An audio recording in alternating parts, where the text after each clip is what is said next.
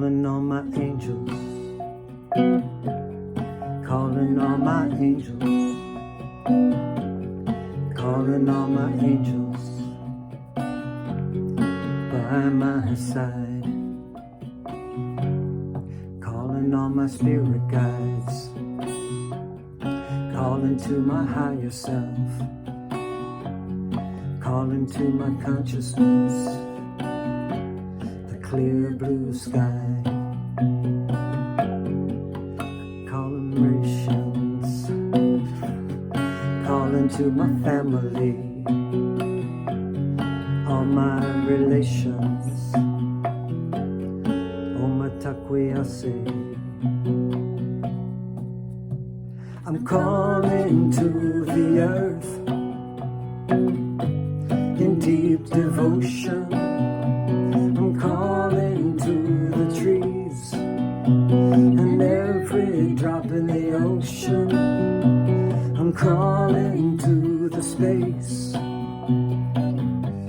in all creation, my energy and my light, and the gift of imagination.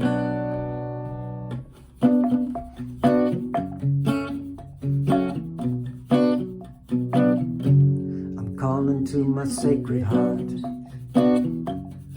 looking at the path I'm on, the lotus in my open heart, asking may I love completely. I'm grateful for my practicing and all those chants I sing. I'm grateful for my offering. May we all love completely. I'm calling to the earth in deep devotion. I'm calling to the trees and every drop in the ocean. I'm calling to the space in all creation, energy and my light, and the gift of imagination.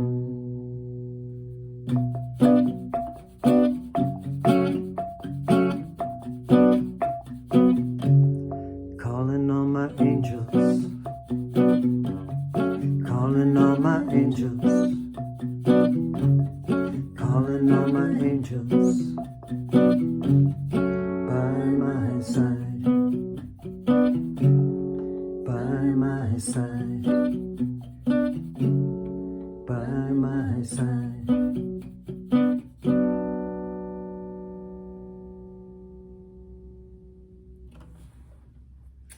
That was beautiful, Blue Sky. Oh. Everyone, I'm here with one of my favorite people ever. Diamond heart, beautiful Sufi heart, loving Blue Sky, who was in, we were both in Atmana together, a kirtan band with Gaia, Shelton Ostadi, and Jacques Pinchon, and Ananda at one time. He was the flute player. And so that was a song called Calling on My Angels by Blue Sky. He's been going through a lot these days, and I am so blessed to spend some time with him here in Seattle, Washington, my hometown, my old stomping grounds. But wow, calling on my angels and the space, calling on the space of creation. Tell us about what was going on for you with that. Well, yeah, so the unifying factor of all of creation is space. There's space in every single atom, and everything is made of atoms, and so that spells unity to me. And so maybe if we can all be in the spaciousness. Yeah, when you connect with space, you connect with all of that space in everything. And that's on the physical. Yeah. You know, and so and then it just expands out from that into other realms of density, you know, from the third density to the fourth and the fifth, which is what I'm being told, we are making the transition from the third density into the fourth. The planet is transiting into the fourth density, and many of the humans on Earth are going to be making that transition into the fifth density. I don't know how that's all going to happen, but that's what I'm hearing, and we're all involved, and yeah, it's pretty exciting. Yeah, I think especially with what's been going on in the past couple of years, I've been feeling that it's happening simultaneously. Like we flip from 3D, 4D, 5D all the time now. Yeah, who knows? Yeah. Well, this is a beautiful song, Calling on My Angels. How is this related to what you've been going through? And I don't know if there's anything you want to share about that journey? Yeah, it kind of goes without saying. So I've been here in Seattle attending to the second part of my cancer treatment. Yeah. I was diagnosed with multiple myeloma last July, and I had undergone 6 months of chemo back in California in the fall and winter, and then I've been here since early April going through a bone marrow transplant. And so calling all my angels seems to be like a pretty good thing to do. Yeah. You know, just calling them in to my room, into my space, into my being, into my awareness, and especially into my hospital room. Yeah. And into the space in those cells, right? Yeah. I mean, what do they call it? The interstitial fluid or something? That's the space between the cells where there's that interstitial fluid. I'm not quite sure if it's interstitial, something like that. Yeah, there's a lot of those channels that fluid is moving and energy is moving also. Yeah, bringing the physical, the metaphysical, the spiritual. You know, I believe in my angels. I believe in my spirit guides.